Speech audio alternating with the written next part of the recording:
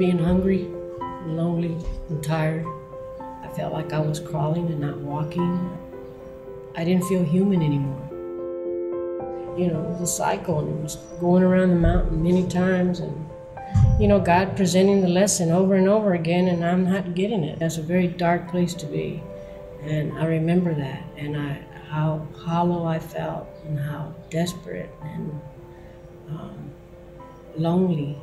Well, see, it was 87, so what, 2004? 2004. 16 years. 17 years. Without my family, you know?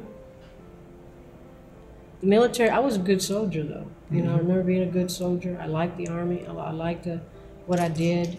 Did you have a job after you got out, after discharge? No, I was surprised. It took about 6 months to get a job. That surprised you? That surprised me. Yeah. It wasn't there. The employers weren't standing there with their doors open saying, No. walk in and I'll hire you, veteran. And especially, I think that it had to do also with being a woman. I know that sounds ridiculous in this age, but it's... Were there any support systems out there for a woman veteran that you found when you left? No. Nothing? No.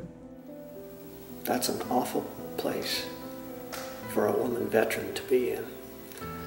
So we found a group of people and a team who were willing to support and mentor and help heal spiritually these women in this situation.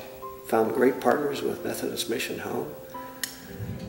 The programs that are located on this campus, in our maternity center, in our Center for Higher Independence serving young people with disabilities, in the LIGHT program serving women recovering from substance abuse, these are all transitional type living situations. And so our campus really is fully devoted, if you will, to helping people from different populations with different needs transition.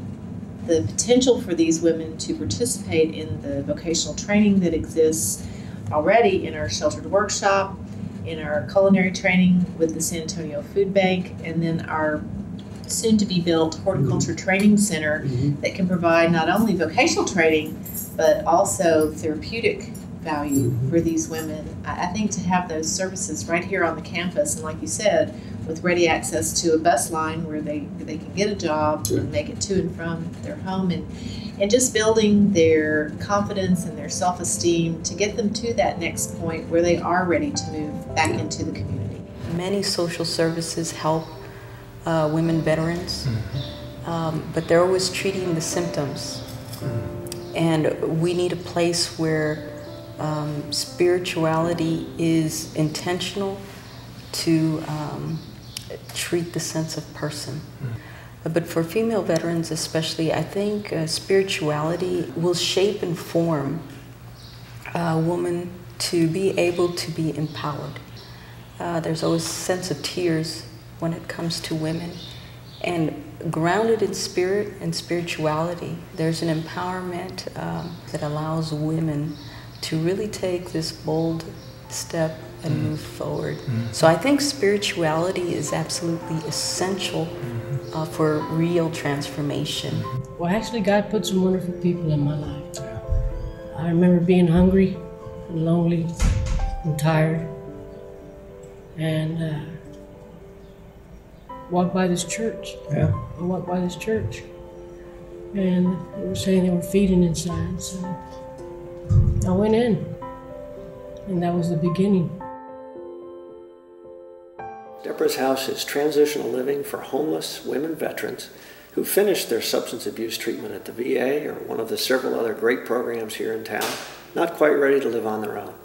They need transitional living. They need voc rehab. They need some time to get on their feet, find a good job, finish the training that they may have started, and find a good permanent place to live. Deborah's House provides that through the mentorship of mentor women at Travis Park United Methodist churches and other churches in the area. We're providing support they need. They're getting back on their feet. They're continuing all the rehab, all the recovery program, all the mental treatment and emotional support that they have at other programs and their 12-step programs, and they are back on their way to returning to be a productive member of society, just like they were when they were in the military. Please give us your support. call me. Let me talk to you a little bit more about it when you got time.